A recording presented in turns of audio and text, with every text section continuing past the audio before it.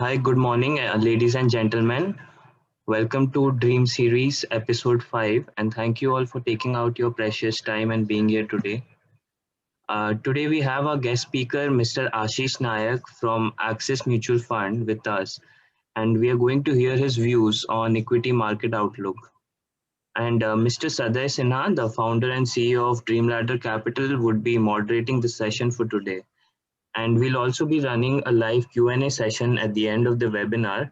So if you have any questions, please start posting in the chat window. And don't worry, if you miss out on anything, we'll send out the recording when it is available. So with that, Saday, over to you. Thank you, Shubham. At the outset, I would like to thank you all for taking out time on this Saturday morning to join Dream Series episode 5. And I'm sure this session is likely to be very informative for all of us. And on behalf of all of you, I would like to thank Mr. Ashish Nayak, Fund Manager, Axis Bank, Axis Mutual Fund, for giving us the privilege to share his views on market outlook and interact directly with our esteemed clients. Mr. Nayak has almost 14 years experience in research and fund management. He's a fund manager at Axis Mutual Fund, and previously he has also worked with Goldman Sachs as a sell-side research analyst. He holds MBA from XLR Jamshedpur and also BE from Mumbai University. He's also a certified CFA chartered holder and FRM holder. He manages funds like Axis Triple Advantage Fund, Axis Hybrid Fund, Equity Hybrid Fund, Axis Regular Saver Fund, etc. So welcome Ashish on our platform. Thank you. Before we take, before you take the stage, I would like to set the ball rolling by asking you a very broader question. So we have seen in that the market has seen a very sharp V-shaped recovery since we touched the bottom on 23rd of March this year. Right. And this could be easy now to explain in hindsight, but no one would have even imagined this or even believed you if you had told this 6-7 months back. But now, as the Nifty has crossed 20,000 levels, and I'm sure you will talk about the floods of money sloshing around the world or the high frequency data which is showing some green shoots or even earning upgrades on back of good better than expected corporate earnings during this quarter. However, as an investor, we all are confused what to do at this level, right? That we should remain invested or we should rejig our portfolio. I'm sure most of us are waiting to hear your views on the market outlook going forward, and therefore, without taking more time, I would request you to give a general commentary, and later we will have a Q&A session. So, thank you, and over to you, Ashish. Thank you very much, Sadeji. So yes, I mean, just to start from before we go into the markets, always it is important to understand what has been happening, in the economy, and before Indian economy, obviously, what's the global context.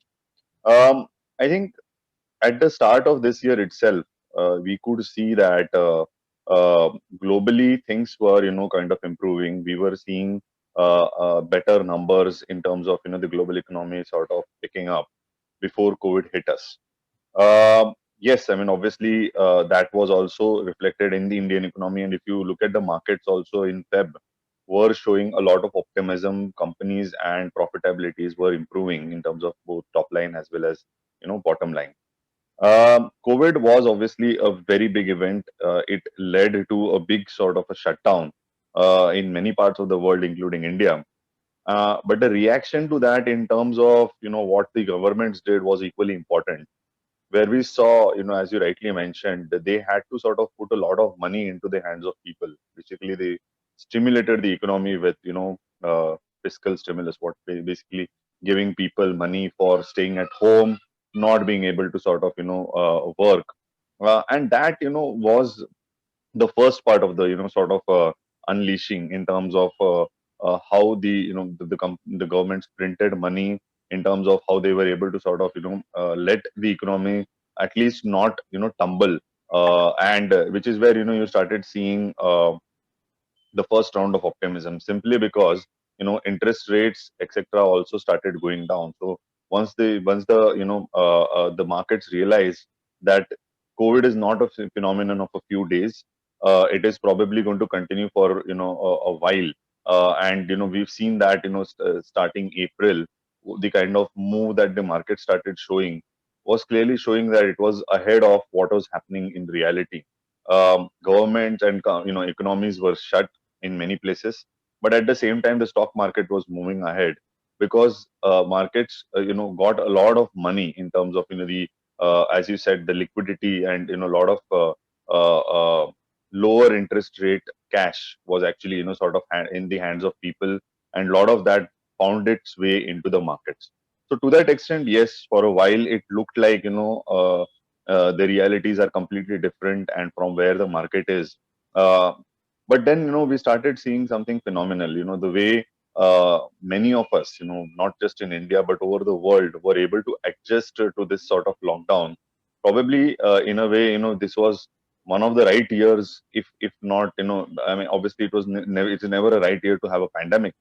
But from a technology perspective, many parts of the economy were able to function with people working from home. Services such as ours, the whole financial industry, and other industries were able to function largely on a regular basis. At the same time, there were many sectors, such as hospitality, which just got shut. Obviously, weaker companies, weaker enterprises globally were under a lot of pressure. And to that extent, we found that governments were supporting them too. So they were also supporting loans. They gave a lot of loans to relatively weaker businesses, SMEs. In many countries, got a lease of sort of probably without interest loans, or let's say loans which they could pay after 2 years, etc.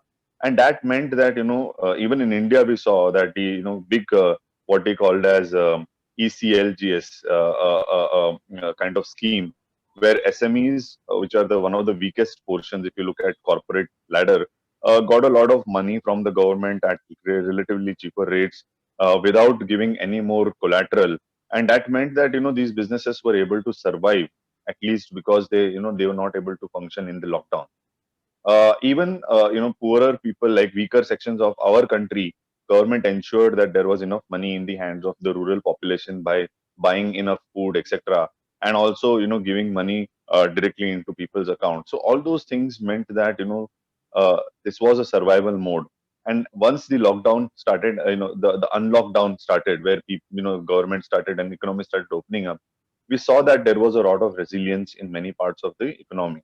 And wherever we found resilience, I think those are the sectors, those are the companies that have sort of been re-rated by the market more and more. So be it the pharma sector, for example, or even the IT industry. The special mention for IT industry would be that IT companies like TCS, Infosys were much ahead of their times, where they had sort of developed the expertise to move businesses of their clients to what they call as cloud and digital. Basically letting those businesses work from a remote basis. All those kind of technologies were developed earlier, and today when COVID hit us, they were able to sort of benefit from this change, and show better numbers. Generally, an election year in US is considered very bad for IT industry because the budgets are cut, etc. But this year they were also able to do better because of the kind of expertise that they had. Uh, so that was another sector that benefited. The consumer sector and FMCG, as always, has shown resilience in the economy, and that continued. Even the finance sector, ultimately, finance sector is or the banking sector is a reflection of what's happening in the economy. And as we said, there was so much of resilience across various parts. People initially expected many defaults to happen after the moratorium was stopped after September. But what we are realizing now, with a little bit of restructuring that some of the banks are talking about or NBFCs are talking about, most of the other parts of loans, etc., are actually much more resilient. And we are going to see the companies and banks are not expecting a lot of restructuring or a lot of impact on their credit profile of their customers.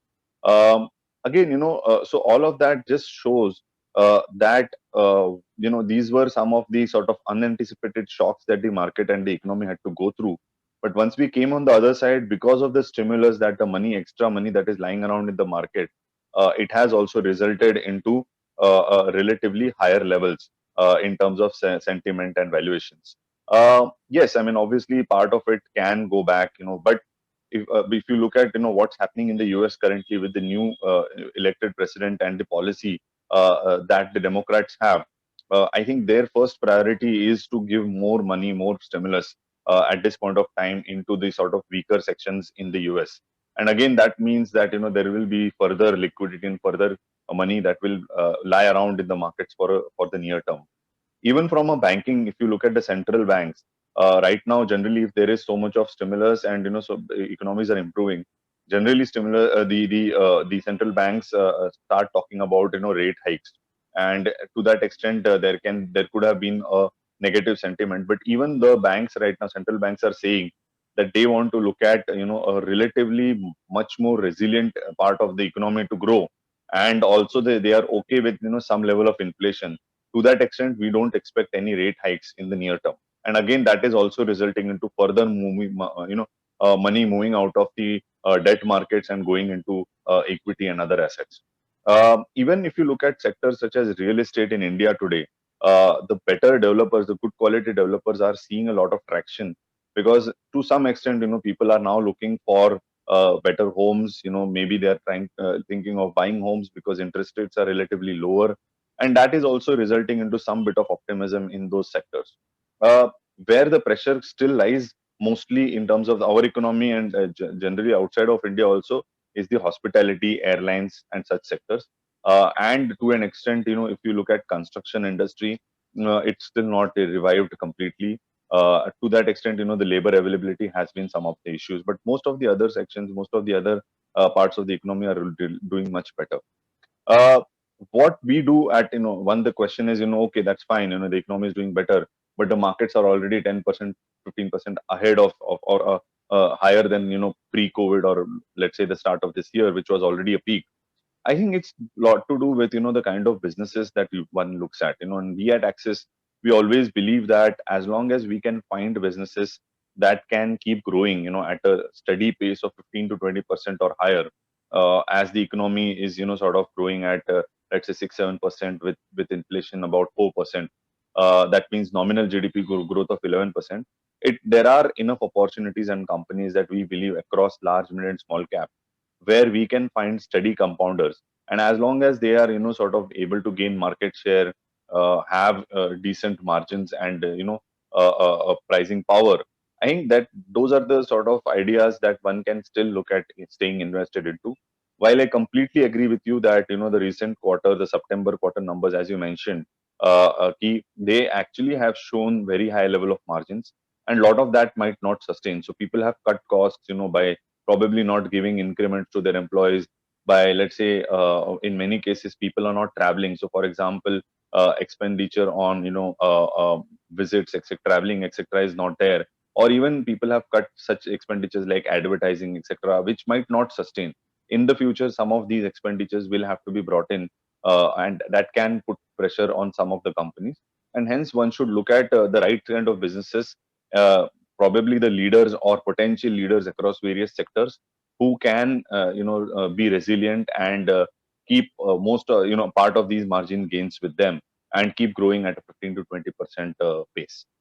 Wherever such opportunities are there, I think valuations, even though they are relatively higher right now, might sustain. And as the earnings keeps growing, these companies can keep compounding and giving returns. So that's been the core philosophy of Axis, of being with quality growth companies over the years.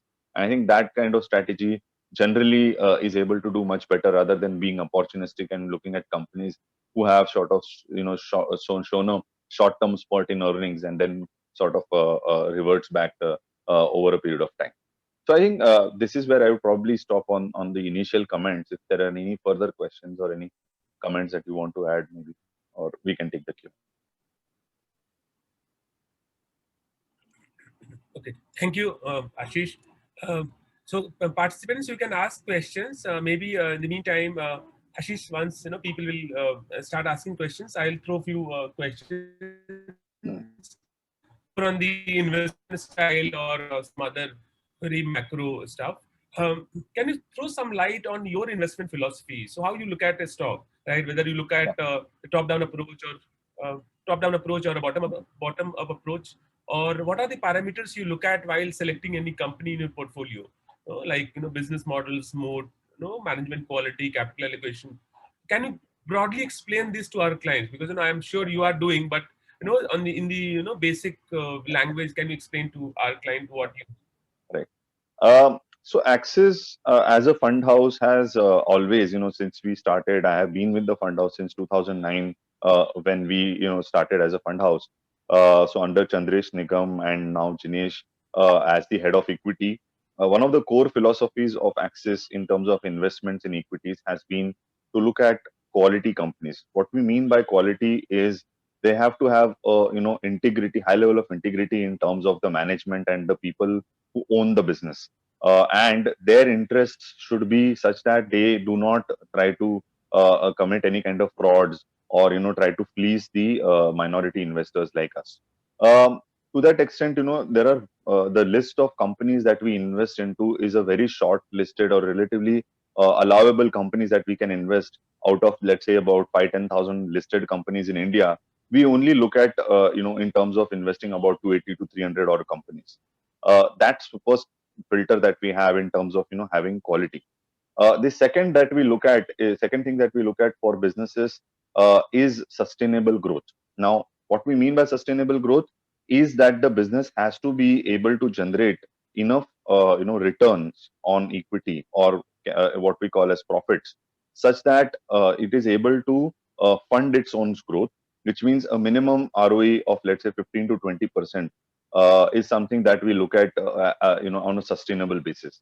Very few businesses again make the cut when you put these kind of filters, because generally what we see is profits of companies keep growing up when the economy is doing better, and fall when the economy is not doing well. So to that extent we avoid such companies. We always look at businesses that can keep doing better despite what is happening in the economy.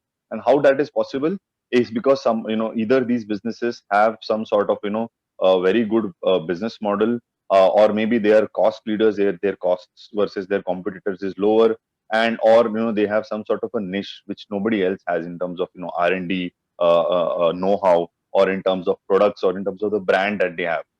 So once you start looking at these kind of attributes, again the list of companies that we look at, and if you see any of our in the fact sheets, any of our portfolios, you will find many such businesses that have been able to sort of get these sort of high quality growth into their business model. And to that extent, market has rewarded such companies with higher valuations, and they have been able to sustain these valuations for many years to come. Examples being the likes of Asian Paints, or the likes of TCS, or the likes of HDFC Bank or Bajaj Finance, where these kind of businesses are able to do much better. Even a Kotak Mahindra Bank, and many such examples that you can find in our portfolios, a DMart for that matter. It clearly shows that they are sort of head and shoulder above their competition. And by staying invested in such companies, one does not really worry much about what is the level of the economy. Will there be economy will grow at 6% or 5% or 4%, because these businesses are able to grow much faster, even in a relatively lower economic scenario, because of their business models. So that's something that is very core for our philosophy in terms of what stocks we look at to invest in.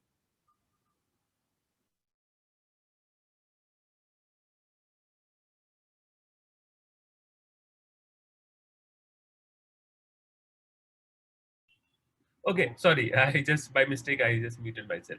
So participants, you can ask questions because we are fortunate to have you have in front of you the person who is managing your money. And so that way, you can unmute yourself and you can ask questions. Saday Nishan this side. Yeah, Nishan. And though I'm a layman from a market perspective, but then I want to understand, how will this vaccine now being talked about in the market so much? Mm-hmm. How will this change the market, or what are some of the places where we can look into investing in pharmaceutical companies? What will be the future after vaccines? Because it's now very recent, far away kind of scenario. Right. Absolutely something. Thank you, Nishant, for reminding. I kind of did not comment on the vaccine much. I think most parts, as we mentioned, and from an economic perspective, have opened up. Already we are seeing, if you look at, high frequency indicators such as people traveling, or let's say goods and services moving in terms of, GST, etc. A lot of economy has already come back to normal.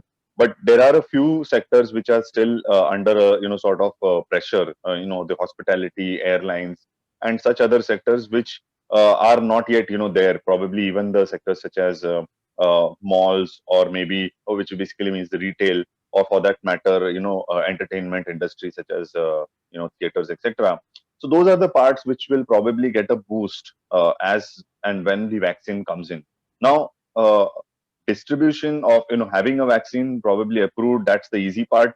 But getting it distributed to people across the length and breadth of a huge country with a huge amount of population like India is going to be not an easy task, to say it in milder terms.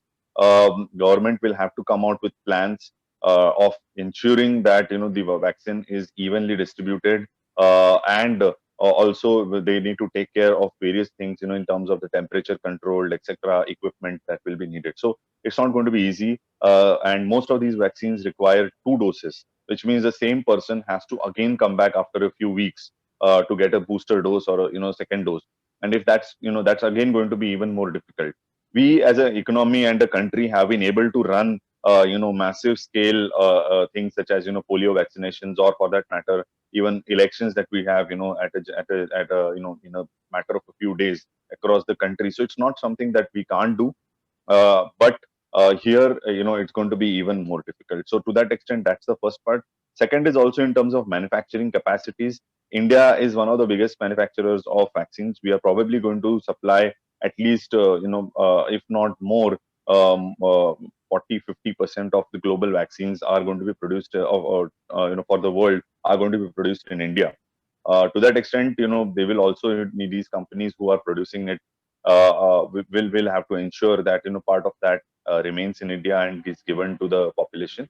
But it will take time. The capacities are going to be gradual. The announcements that have happened till now, it looks like probably we will be 12 months or more when most parts of the population, and what they say is for what they call as uh, um, a crowd immunity level, or let's say a substantial portion, which is about 50 or 60% of the population, needs to be vaccinated to ensure that the disease is under control and it doesn't spread any further. And then we can say that the pandemic is over. So this is going to be a long drawn story. Regardless of which, the economy or parts of large parts of the economy have come back. So to that extent, it's not going to be a very big change, from a vaccine perspective that people will have to go through. Having said that, as you mentioned, there could be a few pharma companies, companies which have announced either partnerships. So, for example, there is a Russian vaccine partnership that is being spoken about by Reddy's, or let's say other companies, which or even Cadila is developing a vaccine of their own. Those companies will get some benefit. But what is also important to understand is, it is not going to be expected. One should not expect a very high level of change or profitability for these companies, because at the end of the day they will have to deal with governments globally, and to that extent it will not be they will not want to be seen as being profiteering heavily because of a big tragedy such as this, at the cost of people's lives. They will be able to we believe that they'll be able to make a reasonable profit, but we don't think that it will be something extraordinarily high, and be seen as profiteering. So I think vaccine from a company specific perspective should not be the only reason to buy any particular stock. If we have stocks or some of these stocks in our funds, it's because we believe that generally their business is doing well, and they have good traction seen across their various segments over a period of time. Okay, thank you. Any next question? Anyone? So this is Gaurav. Hi, Ashish. So I had a question. The thing that you mentioned about and picking stocks with good ROE, good moat, etc. So how do you pick these stocks early, right? I mean, the likes of HDFC or Asian Paints, how do you pick them early before they become large and before they become popular and mainstream? Right. Right.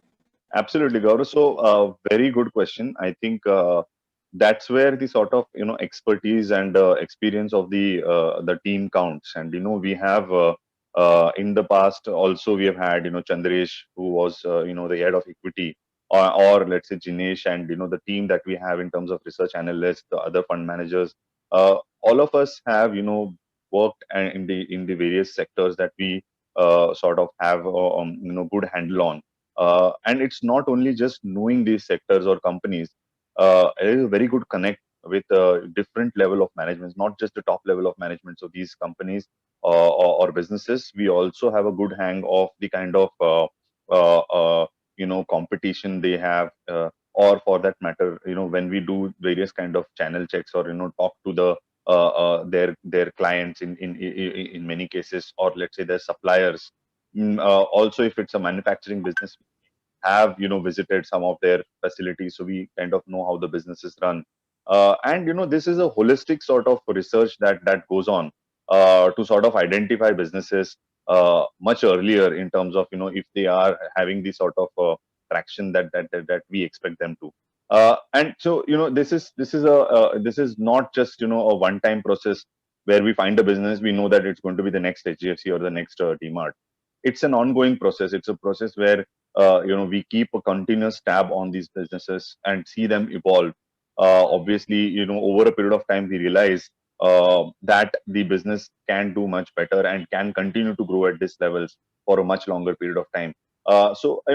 Today, we live in a very dynamic world, and things are changing, in terms of technology, in terms of competition, very differently from earlier. And hence, we have to also be on top of these things. So what we call as active sort of engagement and active sort of investment philosophy is very important, when we are looking at these businesses.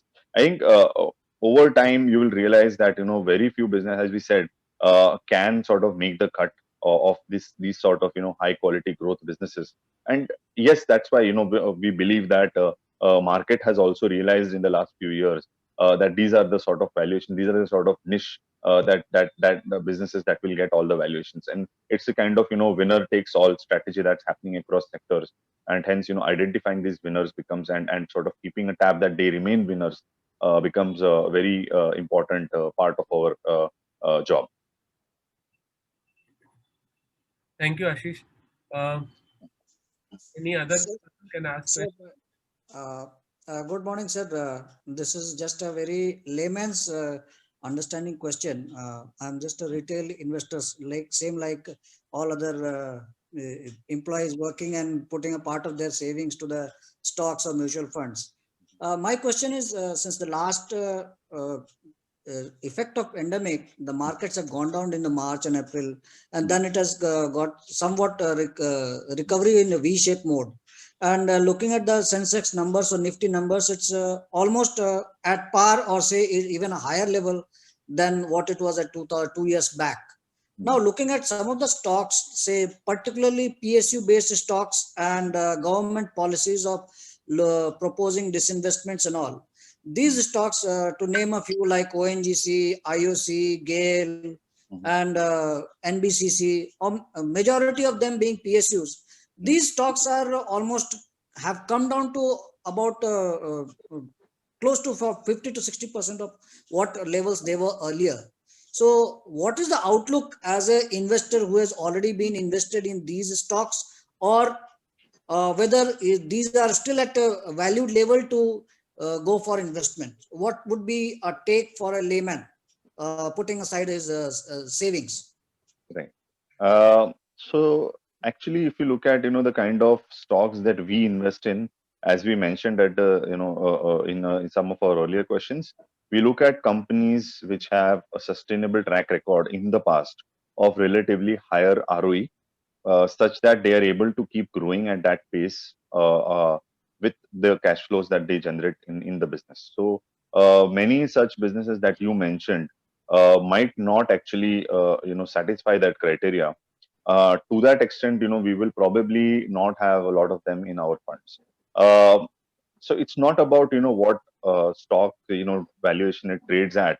Um, if the business is not able to generate a higher level of ROEs versus, let's say, what we call as the cost of capital, or let's say the what market expects them to sort of make at a minimum, I think it's better to then over a period of time, what we'll realize is these businesses are not able to add value, and probably in many cases destroy value.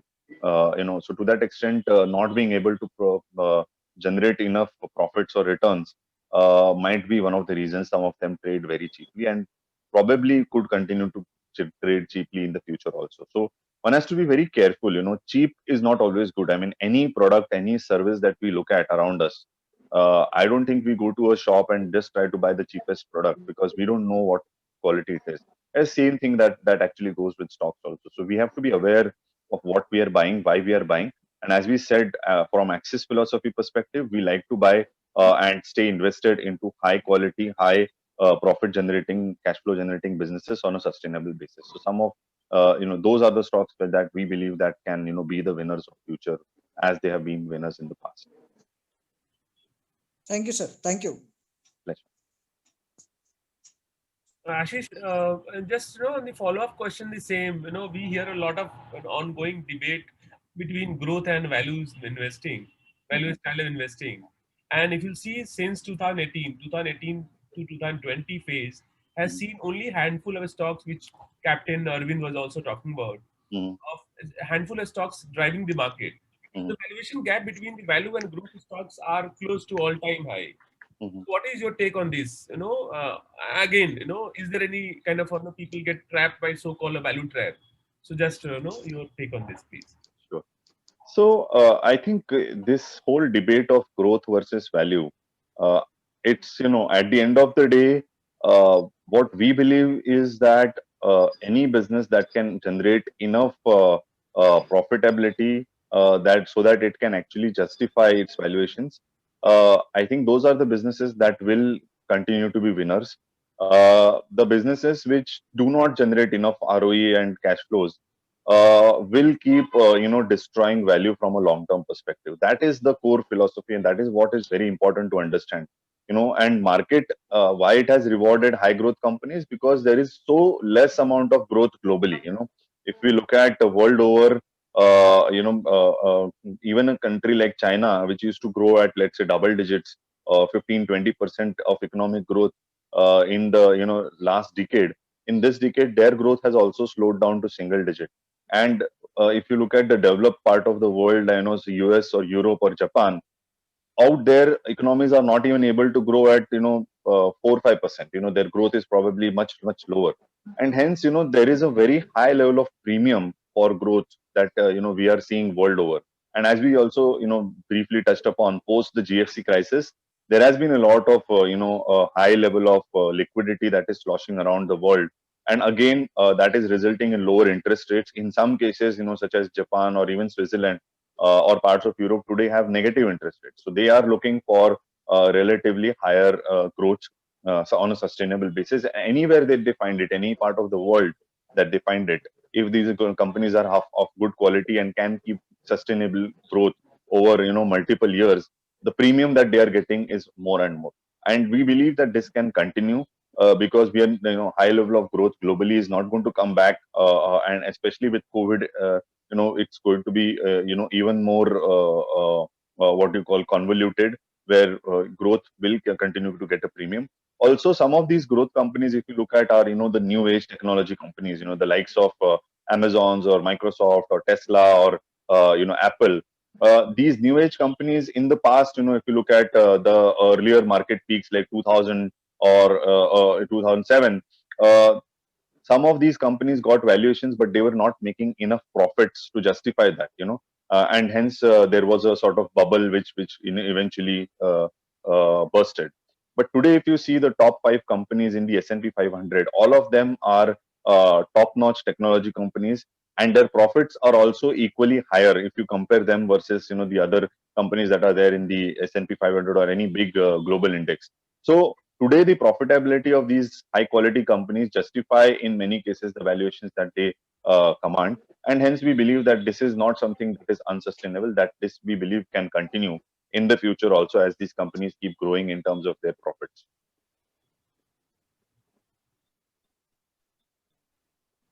Hello. Yes. Thank you very Yeah. much, Mr. Naik. I'm Rajiv Sehgal from Abu Dhabi. There has been a very substantial run-up in stock prices in the last 8 to 9 months, notwithstanding the various headwinds faced by the Indian economy. Uh, the general view is this is a liquidity-driven rally. My question to you is, uh, do you feel this rally is likely to sustain itself? Do you think this is a right time for equity investors to add on to their investments? Or is it a time to just sit back, book your profits, and just wanted to have your views on some potential sectors that you feel show greater promise? Thank you. Sure. So just to start from your earlier part of the question, yes, I mean, markets have rallied, and we believe that in some cases it is not justified. So as I mentioned in the comments earlier, some of the companies of late have got, better earnings because they are showing, better profits, but their top line or their sales have not improved so much. These sort of, these sort of phenomenon might not continue because some of the costs, such as advertising costs or let's say people, working from home, and hence, relatively lower travel costs, etc., might actually not be sustainable as businesses come back to normalcy, either now or as the vaccine is distributed and people are all the lockdowns are eased. So to that extent, some of these companies which have just gotten a boost in terms of earnings and valuations because of relatively unsustainable reasons, there the valuations will come down, we believe. But there are many other sectors which can continue to sort of show better growth, and these are not just in any particular sector. These, if you try to analyze various sectors, you will find better and better names who companies in these the various sectors are kind of leaders or potential leaders that can continue to keep growing at a faster pace than the economy and their versus their competition, and hence their valuations will remain higher. So as such, we when we invest in companies, it's a bottom up approach, which means we look at individual stocks and not at the overall market or the economy, and then try to sort of do a top down approach. So that's where I think it's not about a particular sector, but across sectors there are winners. In particular, one sector that we feel is still probably below, or a couple of sectors probably are below what they were at the peak, would be financial sector, where there could be some opportunities. And also, if you look at even the sectors such as autos, for example, could see better days in future if the economy continues to improve. Other than that, I think overall we have seen improvements across IT and pharma, as we mentioned earlier. Consumption also, a few of the companies are yet to see a full throttle improvement in their businesses, so there could be some opportunities there too. Okay. Any one of you can ask questions if you want. Okay, so I'll in the meantime I'll chip in one question on auto. You mentioned about the auto sector. Ashish, although the auto sales number in the month of November is down from the festive highs, but still it is up as compared to November 2019, right? And some critics are saying that we had a lower base last year. Hello. We had a lower base last year in November in 2019. So I have three questions here. Do you think the current demand momentum is likely to continue as mobility needs are going up, especially in urban areas, and economy recovers from the lockdown? And second question I have, do you think there is some trend reversal away from shared mobility and the shift towards entry-level hatchback, which could be very beneficial for a Maruti, although they had delivered 2% decline numbers, or this is only kind of temporary in nature, this phenomenon? Right. So absolutely right. Completely agree on your observation on the fact that because of the lockdown uh, and sort of restricted movement in terms of people not wanting to use shared transport such as buses or trains, for some time people are suddenly starting to realize that they need to have either a smaller car in the in if they are not able to afford a bigger one, or at least have a two-wheeler in the house. For a while, what it looked like with the Ola and the Ubers, that people would probably look at shared mobility as the shifting away from owning a vehicle. To that extent, yes, there is some bit of revival there. And if you look at the number of first-time buyers across the auto industry, it has jumped up, and people are buying their first car or their first two-wheeler as an whatever they can afford, to sort of ensure that if there is a future lockdown, at least they will be able to sort of go around and their business.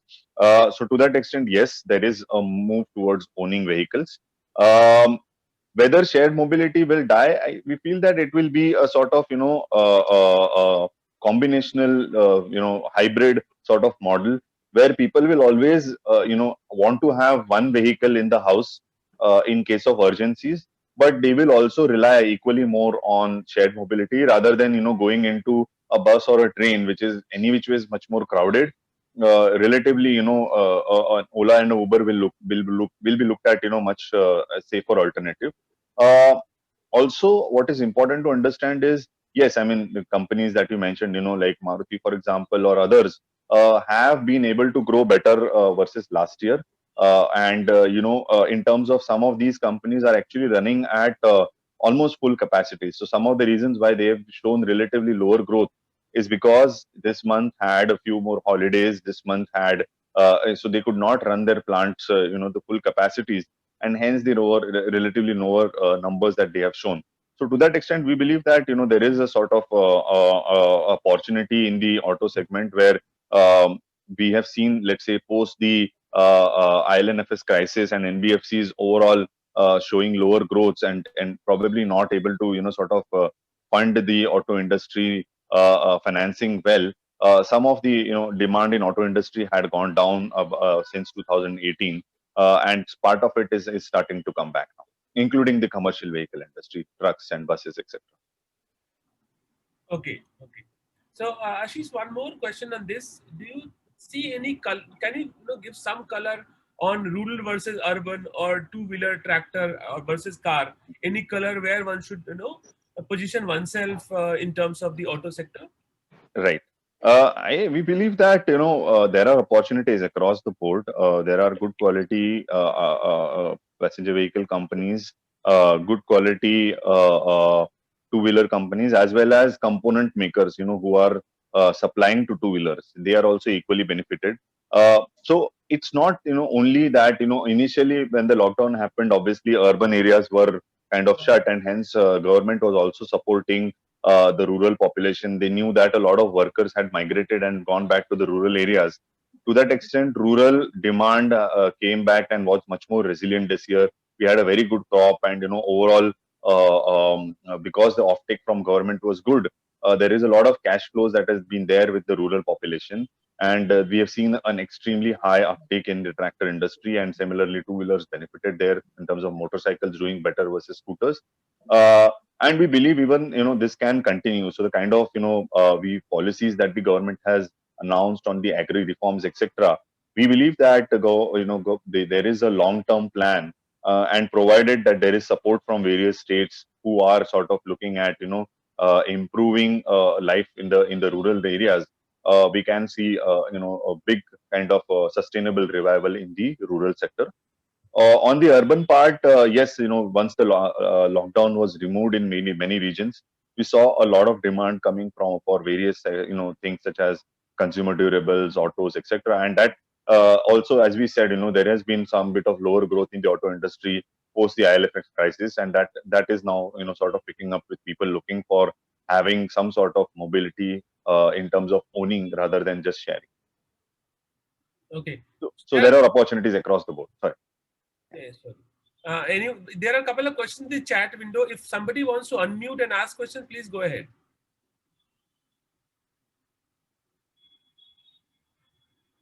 Okay, so we'll take questions from the chat box.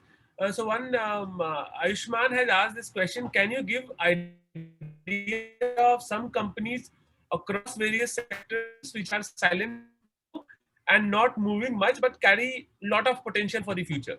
Very broader questions. Question.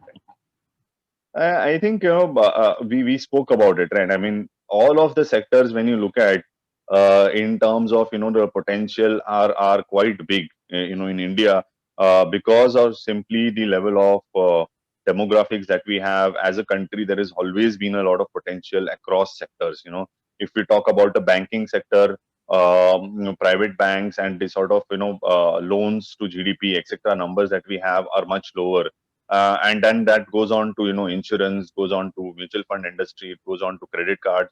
Across the board there is lower penetration. And then if we move out of that, if we look at just the autos industry, for example, India sells about 30-40 lakh odd cars in the year.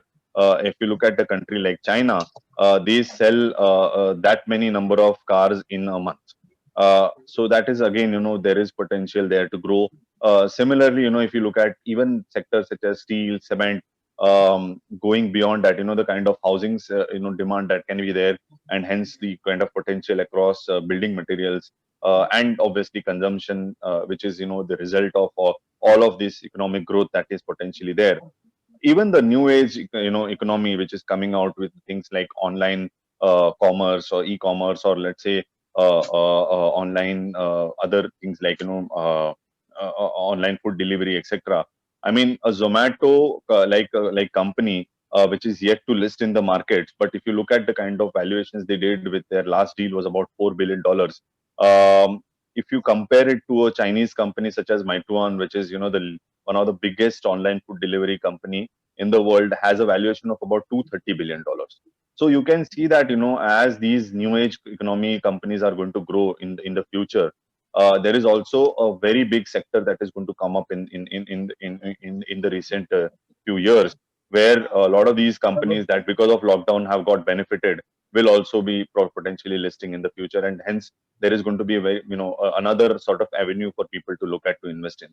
So from that perspective, I think we will keep having winners across sectors over a period of time. All we need to do is have a sort of deep research and a continuous research into various sectors and parts of the economy, and we will find opportunities in the future too. Yeah, thank you. Very well answered, in fact. Sure. Ashish, there is one question from Ashish. So basically, his question is on the SEBI regulation on the multi-cap funds. So what he is asking: do you think indexification of mutual fund portfolios will lead to suboptimal returns for mutual fund investors versus unconstrained investing in the same index with flexible weights? Want to try this? Sure. So I think from what we understand, the flexi cap kind of category that might come up will have a lot of freedom from a fund manager's perspective to invest in either in large cap, mid caps, and or small caps. To that extent, yes, it gives a lot of freedom for the for the fund manager, and as long as they have the sort of expertise in those funds to sort of decide which companies to invest in, the opportunities become that much better. But what is also important to understand is, when a customer is investing into a specific category of fund, based on his or her, requirement. So, for example, if I am investing into a large cap fund, I expect the fund manager to invest only or a large portion of the fund into large cap funds, large cap companies, something which was not happening in the past. And hence, I think the regulator had to step in. There were fund houses which had multiple large cap funds, and some of them would invest into more mid caps, take a higher risk, and then at times, if the market corrected, would destroy their investors' wealth. So it's important that to that extent that there has to be a certain level of regulation. As some of you also mentioned, there are people who are completely retail, or rather, very much not sophisticated investors. And for them, it is important to take that trust that they put into mutual fund industry, and people like us, that we follow all the rules, we follow the the tenets of the product that we are offering. And hence there is also some bit of because they were not being followed well by some of our competitors and some of the players in the industry, that the regulator had to step in and make sure that only particular kind of stocks go into a particular category of funds. So if one wants to have exposure only to mid caps, they should invest in a mid cap fund. And if they want a fund manager to decide, they can go into a flexi cap fund. So now there is a clear good thing that the regulator has done, is sort of made buckets where investors know what kind of risk the fund manager is going to take, and hence they can sort of take an informed decision where to invest and where not, based on their requirements. Okay, one more question in the chat box. Rakesh is asking how to identify turnaround companies like BHEL and ITC. I don't know whether it is turnaround or not. So any because a lot of questions do come on the ITC. I'm not sure whether you will talk on the stock. So ideally, we don't talk on specific companies, and it's not fair because that's not allowed by the regulator itself. But yes, I mean, on a broader sense, what we would say is businesses, if they have to turn around, they have to have some sort of strategy which helps them generate a higher level of returns from a long term perspective. Whether the companies that were mentioned in the question, whether they have it or not, uh, not very sure, but obviously, if and when they have these sort of turnaround potential, we could surely look at them. At this point of time, they are not part of our funds in terms of our investments. How to identify turnaround stories? I think it's important to sort of listen to what the management is saying, verify it from their competition, verify it from their suppliers, verify it from their customers. And then when you do this holistic 360-degree kind of analysis, what we call as third party checks, etc., one gets a better sense of whether this can happen, and if what they are talking about is really possible. So what are the important ingredients is obviously a good plan, good execution, good executors of that plan, and obviously seeing that and monitoring it on a regular basis. So that's when, and that's how you're able to find winners in any particular sector over a period of time. Okay, thank you, Ashish. Any question from the audience?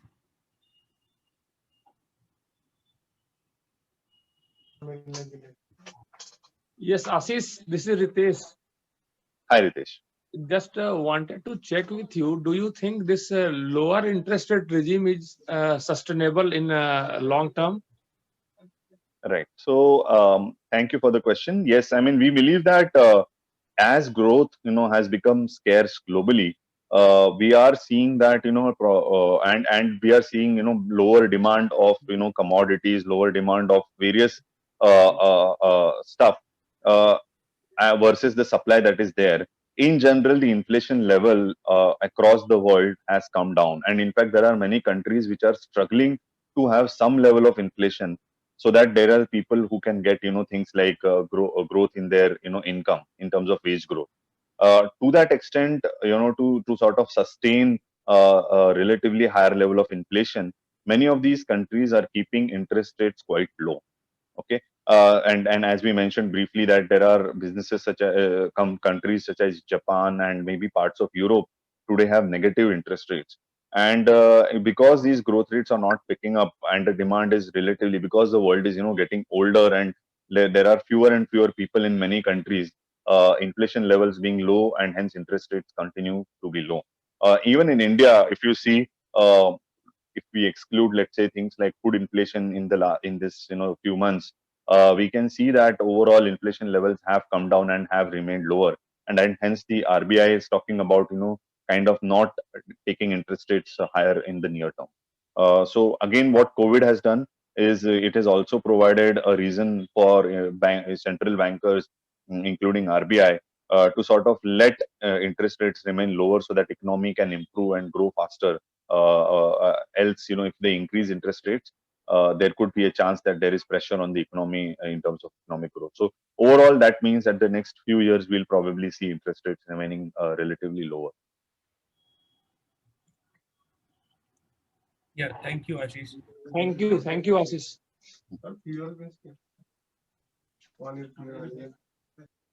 Anyone of you can ask question, please? Hi Ashish, Pratik this side. Hi, Pratik. Yeah, Ashish, just want to know one thing. There's a concept like, is there is any way we can analyze like if the interest rate will increase, then there is chances of more inflow into the equity market as the bond investors shift into the equity market. Is there is any trend in this like the interest Yeah, rate is increased? There's a chance that bond investors are more shift into the equity market. Uh, actually, it's the opposite because interest rates are lower. Uh, Bond investors or debt investors or people who have put money into debt have moved to equities. That is a trend actually. if the interest rate is decreased, then the bond investors move into the equity. Yeah, interest rates are lower, right? Globally, in some Mhm. cases negative. That's why they're not getting enough returns there, and Mhm. hence, in search of higher returns and higher growth, they have moved to stocks. Okay.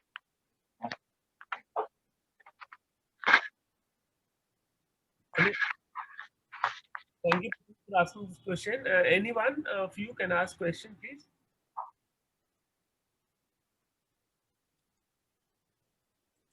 Ashish, I'll ask in the meantime one question. You touched upon the financial sector.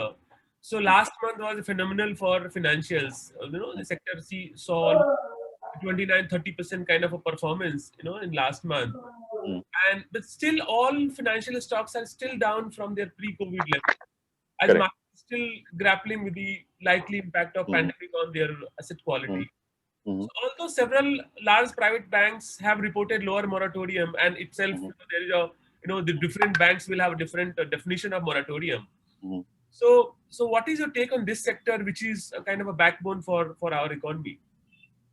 So we believe, as I briefly mentioned, that financial sector has, seen lesser and lesser worries. And if you look at all the comments from the major banks and NBFCs that reported in the September quarter, I think they have been generally saying that the trends in the economy, in terms of opening up and wherever most sectors have actually come back or even gone higher than pre-COVID levels, they have seen people returning, once their interest and the debt payments on time, and to that extent they don't believe that there will be a very big impact of COVID, or in general the economic slowdown that happened because of the lockdown to continue from here on a major basis. There will be a few restructuring. Some of them are saying maybe 1-2% of their book will be restructured.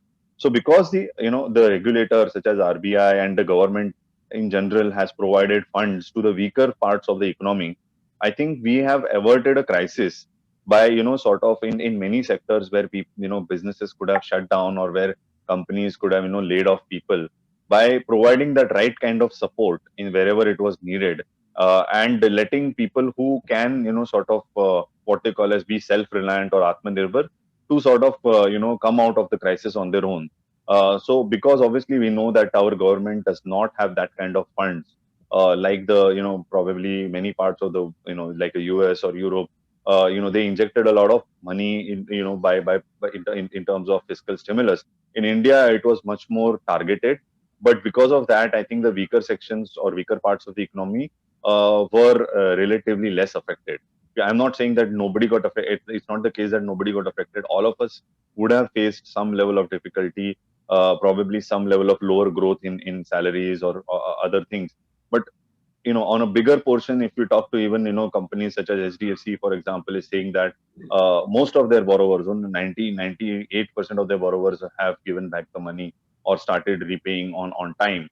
And that clearly shows that there is a lot of resilience when it comes to the financial sector. Obviously, part of it is, as we said, has to do with the targeted help that the government and the RBI has given to various parts of the economy. Okay, thank you. So maybe last question from my side, unless we will close the call before unless we have other question from the audience. Uh, nowadays the ESG theme is getting popularity, and we have been reading reports that ESG funds have outperformed during last 10 years, and but I still although this theme is very popular in West, especially in European countries, and but I could not understand this, because the ESG is kind of additional criteria, additional conditionality that company has to satisfy to get a to get a place in your portfolio. So how come when you have a kind of a no restrictions, your performance is is lower than the performance of portfolio where you have a more constraint? Absolutely. I think it all comes down to discipline, right? I mean, the word that probably we need to use is disciplined, rigorous investing. So as we kept saying that, our research is not about identifying a stock and then, our work is done. Once we identify a stock, we invest in it. That's when the process just starts. Then we have to continuously monitor it. We have to see that whatever we have, theorized, or whatever we have sort of thought the story is there in terms of growth. Is it really happening? Or is it happening faster? Is it happening slower? And hence, it's a continuous, rigorous process of disciplined investment. In terms of, talking about quality stocks, as we mentioned, we look at high governance, high quality stocks always. And that has been the, the reason where market has been rewarding them, because obviously that's when you get the best kind of returns, in terms of sustainable growth. And when you take that sustainability, beyond simply governance, which is the G part of ESG, you start looking at, companies which are benefiting or benefiting the overall environment, or not harming the environment, and hence, they have lesser regulations from the government, governments, or if they are, sort of harming the society in general by, going into things such as gambling, or things which are, sort of addictive things. And hence, because they are, if companies are benefiting society by, let's say, providing healthcare, providing education, or let's say generally helping the societies that they are, working in, these are more sustainable, from the future perspective. And we are seeing a lot of factories of many companies getting shut because they are not following the environmental norms, or let's say they are exploiting people, and hence, they are harming the society. All those kind of businesses are not able to continue. So clearly, from a sustainability perspective, it is not just important to have a good governance company, but also it is important to have a good environment and socially aware and socially benefiting sort of attributes. And hence, ESG is something that has helped companies get more funds globally. We are seeing more and more sustainable businesses getting better valuations and better sort of fund flows. Even if you look at big what they call as ETF companies that invest only into the index kind of companies, businesses are also saying that they will not invest into lower ESG companies. So, for example, if a company is into mining coal, for example, now coal is something that is not considered environmentally sustainable, and hence they will avoid to invest in such companies. Now that is where overall ESG theme has become extremely important, and it's while we are constraining ourselves in terms of the kind of stocks we invest in, but we are looking at the most sustainable sort of ideas from a long-term perspective, and hence again it kind of helps get better ideas. So we are while we have been disciplined in the past, ESG investing is making us even more focused in terms of the stocks that we choose, and hence that is why we get better returns there. There are various such themes. Even now there is a new fund that we are launching now, which is having disruption as a theme, where we are talking about high growth disruptive companies, the likes of Amazon, Tesla, or let's say for that matter in India, Reliance, or maybe in future if we have companies like Zomato. These are thematic kind of companies that can also grow in the future. So we have to sort of understand that some of these themes such as ESG or disruption are things which are being looked at by investors globally, and they are the sort of themes that can run for many years and kind of give higher and higher returns if one is disciplined while investing in with these kind of thematic research. Nayak, Rajiv here. I just wanted to understand your views on the specialty chemicals business. That's my first question. And my second question is, I do understand you have regulatory constraints on giving stock recommendations, which is understandable. But in case we can ask stock specific questions, and if you can answer, I'd appreciate your views on two companies, Deepak Nitrite in specialty chemicals, and the second company is Sterling and Wilson Solar. Thank you. Thank you. The second question, unfortunately, we cannot give views on any particular stock. But on the sector, yes, specialty chemicals as an industry has got a lot of boost. Many good companies in this sector, we have been investors in the past for longer term, and we have obviously seen the returns there.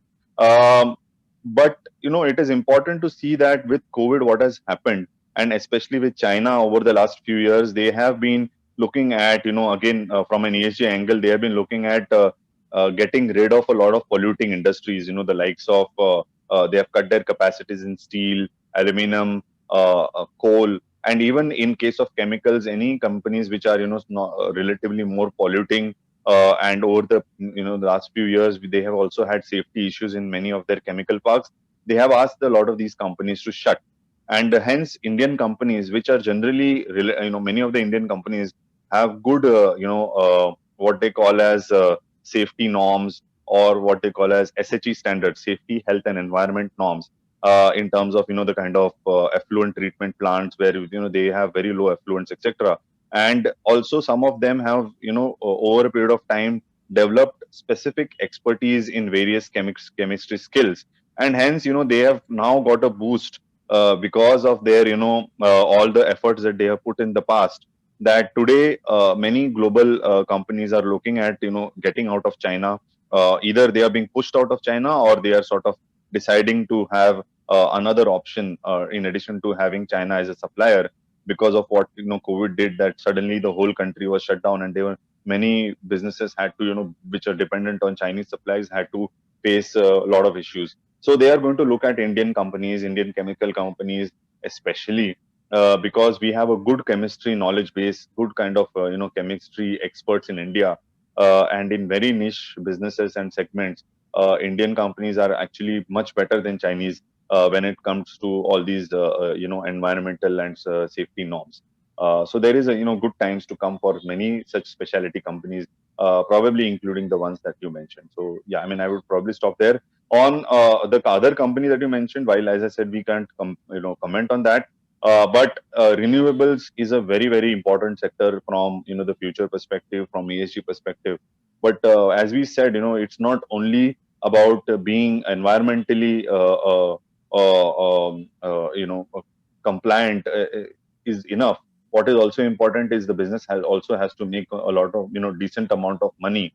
And if you look at a lot of these renewable companies, especially if you look at solar, there have been the rates of solar power, that have been signed in terms of per unit electricity. They are very, very unsustainably low. And as of now, we have not found very much sustainable business models in the renewable space, and hence we don't own any of these renewable power growth-led companies. My last question, if I may. The union budget for 21-22 is round the corner. What would be your wish list from the forthcoming budget? So I think budget, post GST is probably a relatively, lower impact event on the economy, is what we believe as general. Because as such, GST means that, if the government wants to tweak any taxes, etc., it's done by the GST Council, which meets every few months. And I think that's where a lot of decisions are being taken. In terms of, yes, obviously they can look at, direct taxes. In terms of corporate taxes, they have already, lowered the taxes for newer plants, etc. But from, let's say, stimulating the economy, there could be few sectors. If they sort of decide to stimulate, it could be done via giving sort of, tax incentives. Also, sectors such, which could benefit from this could be real estate, etc., or maybe even autos. But more importantly, I think budget will probably look at, and that's generally what the government has been talking about in terms of employment generation, and in terms of ensuring that there is enough growth opportunities available. They will probably look at supporting a lot of construction-led sectors and infrastructure-led sectors, because that's where they can provide employment, especially if you look at the urban poor class. Because as we said, rural they have already supported in the last year, and they have already put in reforms that can result in sustainable growth. I think the one worry that the government still has is the kind of urban weaker section of the in terms of population, and probably that's where supporting infrastructure and construction sectors might be a good idea from the government's perspective. Thank you so much. One last question, if you allow me, Saday and Ashish. Sure. Just I want to ask that this PSBs and PSUs are undervalued, I believe. And they are, in fact, attractively valued at this point of time. But still, we find no takers on these counters. So I think we believe that sure, we believe that Axis has always looked at companies that can sustainably show a good track record and can change their business plans to generate higher ROEs and returns for their investors. So wherever we find such opportunities, we will surely look at investing. At this point of time, we haven't found enough opportunities in this space that you mentioned, and hence we don't own any of these stocks. Thank you. Thank you, Ashish, for spending time. I know you are very busy. You have been busy in your NFO, right? So thank you so much for spending time with us. Sure. And we thank for all our clients, participants who have joined for this call. And we at Dream Ladder will always try to bring the experts from the industry to make you a better investor. So thank you so much to everyone, and have a nice weekend. So we can close the call. Thank you. Thank you very much, and happy investing to you. Thank you.